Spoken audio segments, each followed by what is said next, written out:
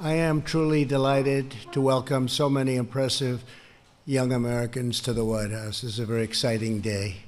What we're doing is very important, and we're here to take historic action to defend American students and American values. They've been under siege.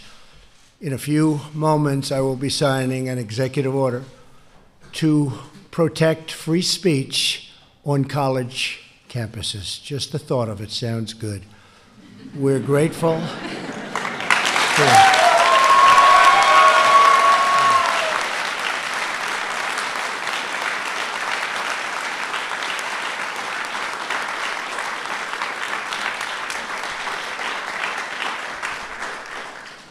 We're very grateful to be joined today by Secretary of Education, Betsy DeVos. Betsy, where are you, Betsy? Hi, Betsy. And Secretary of Health and Human Services, who's done a really great job. We have prescription drugs prices coming down, first time in 51 years. So, Alex Azar, thank you very much, Alex.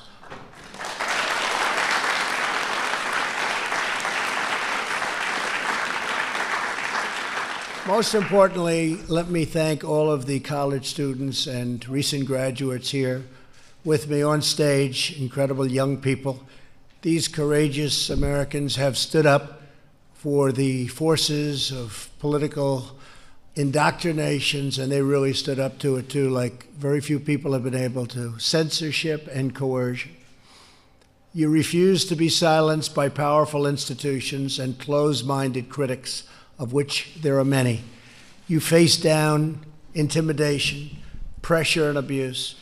You did it because you love your country and you believe in truth, justice, and freedom. And I want to thank you all, everybody in the room, including a lot of folks in the audience, Charlie, a lot of folks.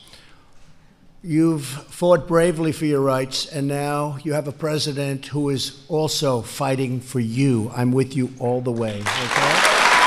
All right?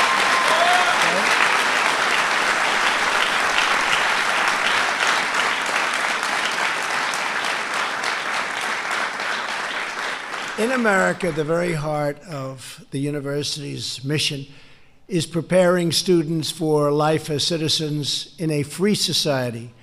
But even as universities have received billions and billions of dollars from taxpayers, many have become increasingly hostile to free speech and to the First Amendment. You see it all the time. You turn on the news and you see things that are horrible. You see people being punched hard in the face. But he didn't go down. He didn't go down.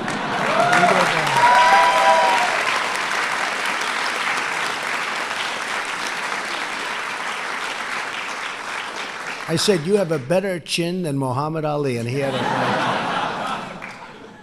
And you see the cowbell scene. You saw that horrible scene. That was a disgraceful thing at a school, at a university. Under the guise of speech codes and safe spaces and trigger warnings, these universities have tried to restrict free thought, impose total conformity, and shut down the voices of great young Americans like those here today. It's great people. All of that changes starting right now. We're dealing with billions and billions and billions of dollars.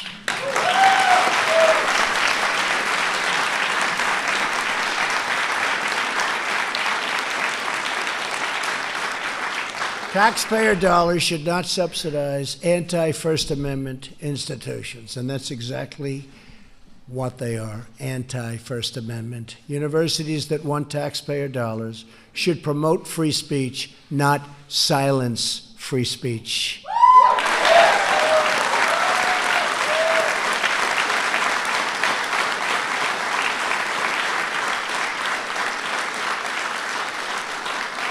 Today's groundbreaking action is the first in a series of steps we will take to defend students' rights. We are proudly joined by several young Americans who can speak directly about ideological intolerance on campus. Here with us is Ellen Whitman, a junior at Miami University in Ohio, a great school. Ellen is the president of Students for Life, In 2017, Ellen planned an annual event to display small wooden crosses representing the lives of the unborn. School officials informed Ellen that she would be required to post signs all over campus providing a trigger warning to other students regarding her display. Ellen, please come up, say a few words, tell us your story, please.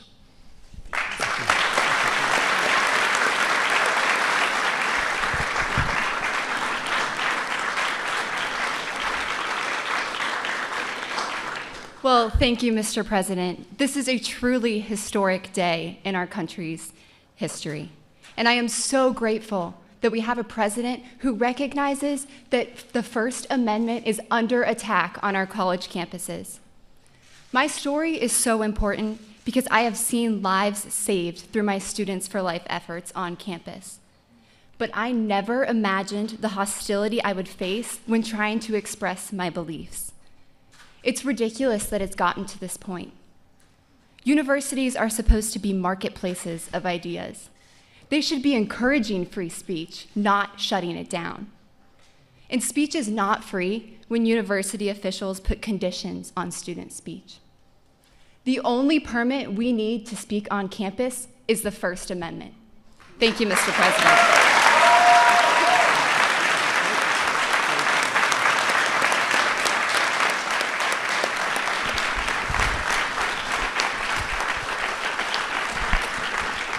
You watch, we will be witnessing today some great future political leaders. There's plenty of them in the room. Not just up here, right? Out there too. We really appreciate it. That was beautiful. Thank you very much. We're also joined by Caitlin Mullen, a student at the University of Nebraska in Lincoln. While simply standing at a table to represent a conservative group on campus, Turning Point USA, which does such incredible work, and thank you very much, Charlie. That's true. Come on, we could give him a hand.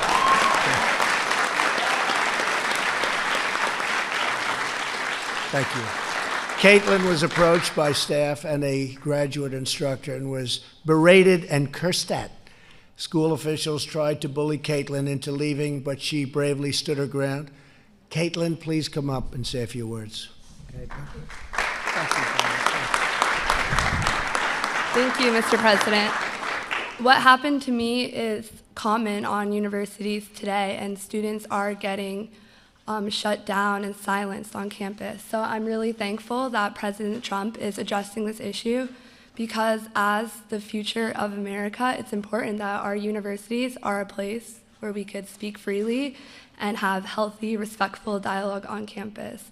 So thank you so much, President Trump, for doing this. No other student should have to go through what I went through on campus. So thank you. Thank you very much.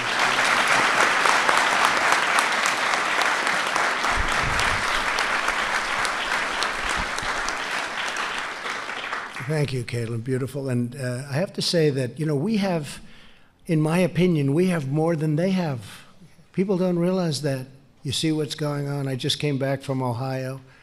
The streets were lined with people. I came back recently from Alabama, where they had that horrible tornado. It was terrible. But the people were lined, as far as the eye could see, lined up with people. And we're here. This is the White House. I'm the president. We're together. And hopefully we can bring everybody together. That's really what we want to do. And they can have different views. And if they do have different views, we encourage that. But they have to let you speak. They have to let you speak. Also here with us today is Polly Olson, a student at Northeast Wisconsin Technical College. Last year, Polly was handing out homemade Valentine's Day cards with messages such as, "You are special and Jesus loves you." College officials stopped her and told her that she would be restricted to so-called free speech zone because some people might find her cards offensive. I don't. I love that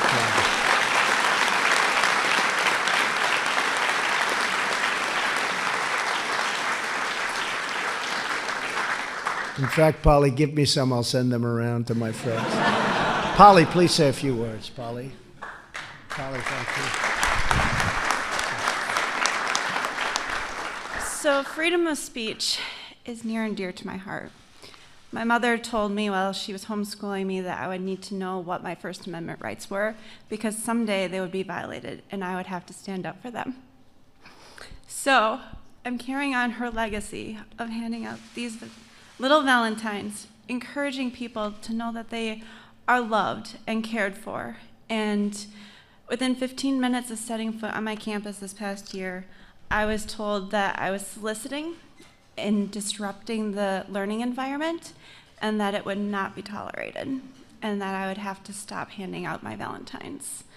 And I contacted some friends of mine and they sent me to Will to have legal counsel because this wasn't the first time the school had done it to me.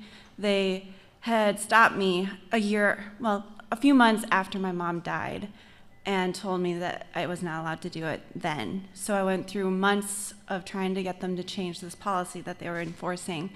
And they told me that they would do it. Well, that was 5 years ago. So now it was time to take action and make them follow through with what they were telling me that they were going to do, trying to shut me up. I'm just one of many students that are out there that universities and schools are trying to shut down, sweep it under the rug, and make them be quiet. And I told them, I'm not going to be quiet this time. I'm going to talk to anyone and everyone I can about our freedom of speech in this country because it's really the core of America's freedom. And without freedom of speech, we don't have America anymore. And so I challenge America to learn to love one another as Christ did on the cross for each one of us, and that speak your differences. It's okay. We are in a country of freedom.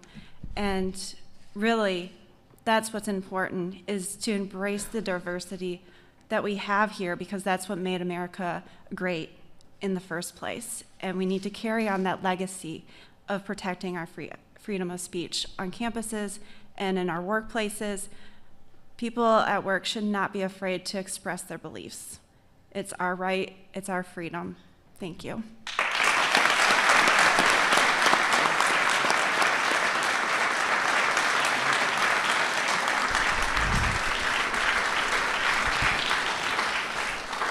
So thank you all for your courage. Today we're delivering a clear message to the professors and power structures trying to suppress dissent and keep young Americans, and all Americans, not just young Americans, like Ellen and Caitlin and Polly, from challenging rigid far-left ideology. People who are confident in their beliefs do not censor others. We don't want to censor others. They welcome free, fair, and open debate, and that's what we're demanding. Under the policy I am announcing today, federal agencies will use their authority under various grant-making programs to ensure that public universities cherish the First Amendment and First Amendment rights of their students, or risk losing billions and billions of dollars of federal taxpayer dollars.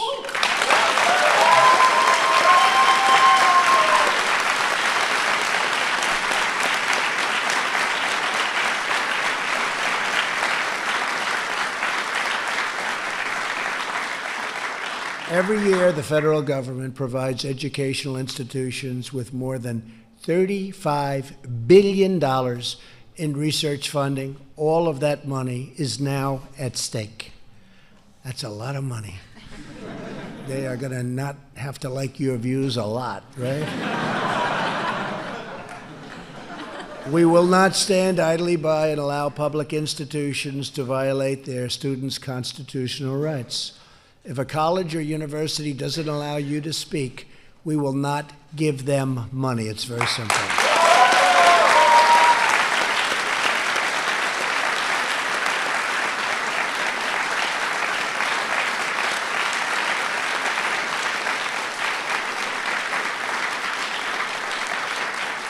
At the same time, private universities should be held to their own policies on free speech. So from now on, federal agencies will also use their grant-making authority to promote transparency for students at private schools. These colleges should not be able to promise free speech in theory and then impose restrictive speech codes in practice, which is what many of them do. Today's action is just the beginning of our efforts to protect free speech and advance our students' rights agenda. What I've been witnessing over the last long period of time, long before I became president, what I've been witnessing is outrageous. This order will also empower students with vital information about the value of the programs they take on and having to do with debt, student loan debt. I'm going to work to fix it because it's outrageous what's happening. You're not given that fair start. You're too far down. It's not right. And we're going to work very, very hard to get it fixed. But we're going to start with 43 million people in the United States are currently working to pay off student loans. And we'll be talking about that very soon. We're going to work on that very soon. I've always been very good with loans, and I love loans. I love other people's money. We're going to work on it.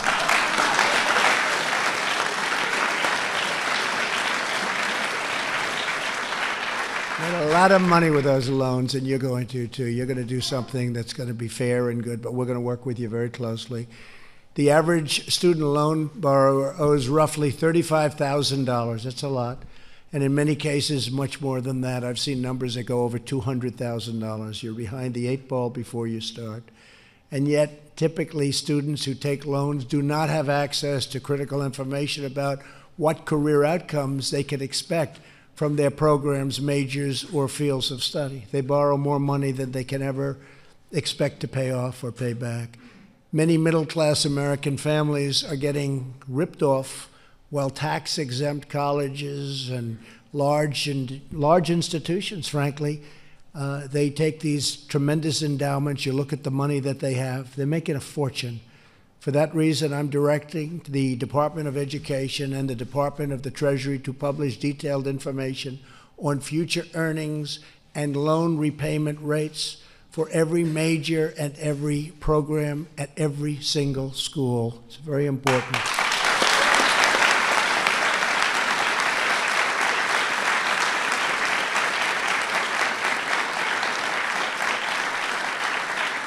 Today's order also directs the Department of Education to propose a plan that will require colleges and universities to have skin in the game by sharing a portion of the financial risk of the student loan debt. I believe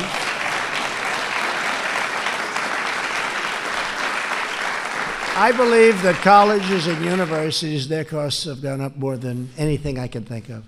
I've watched this. And you watch companies, and they'll keep it the same for years and years, and you watch these colleges and universities and certain institutions where it just goes right through the roof. And the reason, there's no incentive for them to watch costs. You see people at the heads of the institutions being paid a fortune. They don't care because the government loans the student the money. They pay the money to the college, and then the student graduates from college, maybe a very good college, but they graduate, or university, and they're stuck with $200,000 in loans that they won't be able to pay off for a long time. So we're going to make them have an incentive to keep their costs down. Right now, they have no incentive whatsoever. I watched this over a period of time. I figured it out very, very quickly. I'm good at that stuff, believe me. And I just see their numbers go up so rapidly because they just don't have the burden on them, and we're going to put burden on the institutions. We want them to get the best peaches, and the professors and the administrators and the heads, but the numbers are out of reality, and certainly they make it out of reality for students when you have to pay back those loans someday. With today's action and every action to come, the Trump administration will fight for America's students. We're fighting very hard, and remember what I said, we're going to give the student loans where you have way, way over $1 trillion in student loans. We're going to start looking at that very seriously and help some of those students that are just mired in debt. We know that freedom must prevail on college campuses. That freedom is to prosper in America. It's so important. And we believe that greatness must be practiced in our halls of learning. If greatness is to thrive in our halls of government and our corridors of commerce. You're going to have great lives, but I want you to get off to a great start, not a start where you're behind a barricade that just doesn't let you succeed.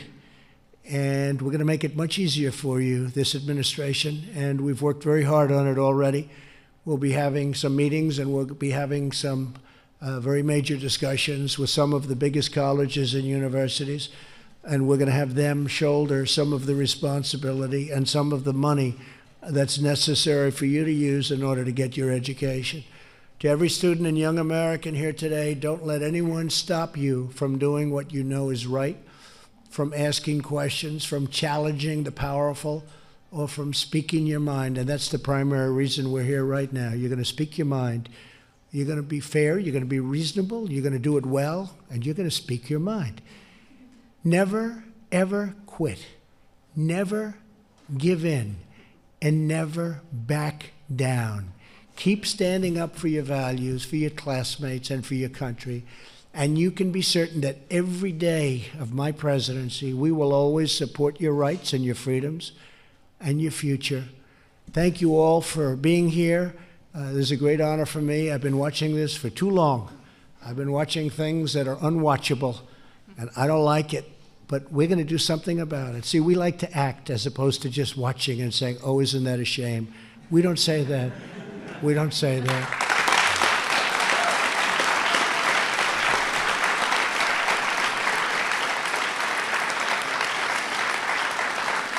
And I want to congratulate everybody for being here. You have just a tremendous future ahead of you, and this will make it a lot easier. And you get that point of view across. And listen to the other point of view.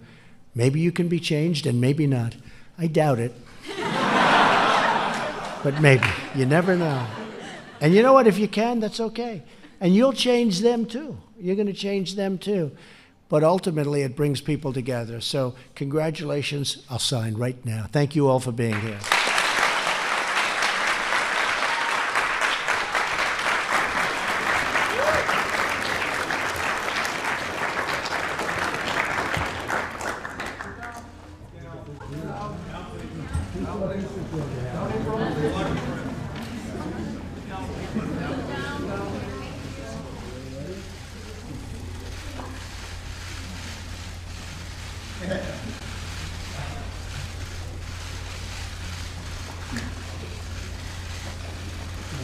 Thank you.